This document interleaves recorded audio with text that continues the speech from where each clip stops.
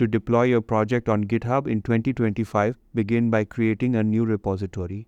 This will serve as the central location for all your project files. Give your repository a name and optionally include a description to clarify the purpose of your project. You can set the repository as public if you want it to be accessible to everyone or private if you want to restrict access. You may also choose to initialize the repository with a README file, which provides an overview of your project. Once your repository is configured, click on Create Repository. After it's created, you can upload your files in two ways.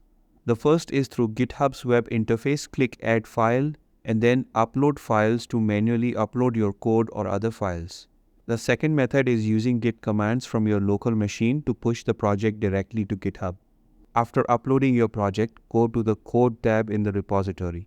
There you'll find a URL you can use to clone the repository or share it with collaborators.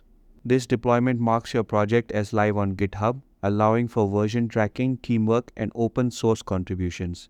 GitHub continues to be a powerful platform for developers to manage and showcase their work efficiently.